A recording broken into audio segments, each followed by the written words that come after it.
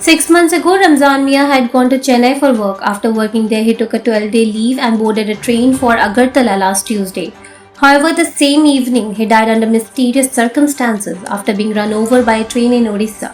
The tragic loss of the youngest son left Chona Mia and his entire family devastated. Though the family had appealed to the administration to bring back the body, local villagers from all communities came forward to help, making official intervention unnecessary. On Saturday morning, his coffin reached home in Lakshmichhara, where entire village gathered in mourning. A local resident described Ramzan as a well-mannered and hard-working young man who respected elders and was friendly with his peers. Following Islamic ritual, his funeral prayers were held and he was buried in a graveyard beside his home. Villagers say he would always remain alive in their memories. উড়িষ্যার একটা জায়গাতে ট্রেনের থেকে পড়ে যায়, পড়ে গিয়ে সে ট্রেনে কাটা পড়ে। তো যাই হোক, যেভাবেই হোক, এবং ওইখানকার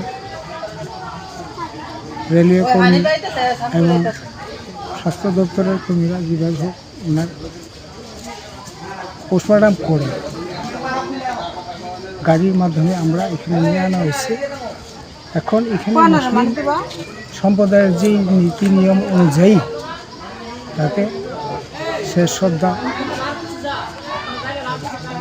জানাচ্ছি এবং ওনার বাড়ির পাশেই যে কবরস্থান ব্যবস্থা করা হয়েছে এবং আমার মুসলিম সম্প্রদায়ের যে নিয়ম নীতি অনুযায়ী আমরা শেষকৃত্য সম্পন্ন করব। তার নামটা কি? তার নাম রমজান মিয়া, বাবার নাম সোনা মিয়া। সে কীরকম ছিল ছেলেটা? ছেলেটা খুবই ভালো ছিল। আমার এখানে কাজ করতো, বহুদিন করছে, 3-4 বছর আমার এখানে কাজ করছে। আগে কোনো দিন পাই নাই যে তার সম্পর্কে কোনো খারাপ। যাই হোক, আমরা দুঃখাহত মর্মাহত। এবং কিছুদিন আগে একটা নিউজ হয়েছিল, সেই নিউজে আমরা রাজ্য সরকারের দৃষ্টি আকর্ষণ করেছিলাম।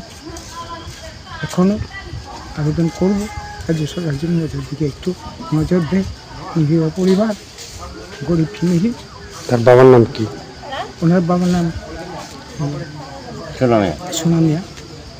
উনি এখন বর্তমানে একাই আছেন, ছেলে আরও দুটা আছে, এদেরকে নিয়ে আছেন বাড়ি। Notably, after 6 months, news of Ramzan's return has brought joy to the family.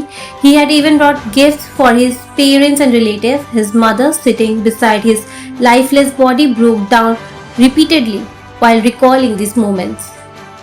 Bureau Report, Fact Finder.